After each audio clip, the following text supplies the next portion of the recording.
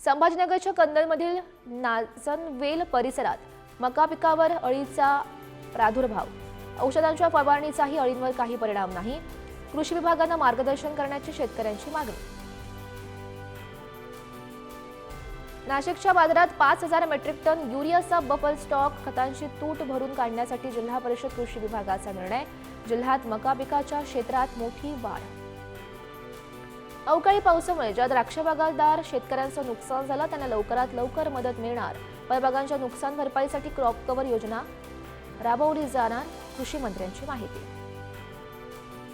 महाराष्ट्रामध्ये यंदा 11,21,000 metric ton सोयाबीनची ऐतिहासिक खरेदी पूर्णपणे डीबीटी प्रणालीद्वारे पारदर्शकपणे करण्यात आली असल्याची पणन मंत्री जयकुमार रावल यांची माहिती।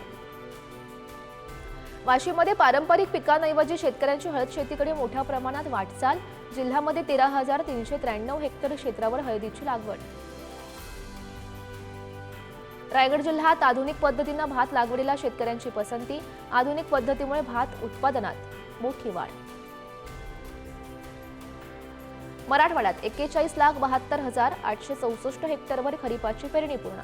पेरणी झालेल्या क्षेत्रामध्ये सोयाबीनची सर्वाधिक पेरणी। पश्चिम विदर्भातील अमरावती, यवतमाळ, वाशिम, बुलढाणा आणि अकोला या 5 जिल्ह्यात आतापर्यंत 88.8% पेरण्या पूर्ण। यावर्षी शेतकऱ्यांकडून कापसाची सर्वाधिक लागवड। धुळ्यामध्ये मका पिकांवर लष्करी अळीचा प्रादुर्भाव, उत्पन्नावर परिणाम होणार असल्याने शेतकरी मात्र संकटात। नागपूर जिल्ह्यात अतिवृष्टीमुळे 7,000 हेक्टरपेक्षा जास्त पिकांचं नुकसान। शेतकऱ्यांना साधारण 400 कोटी रुपयांचा फटका। तातडीने पंचनामे करण्याची मागणी।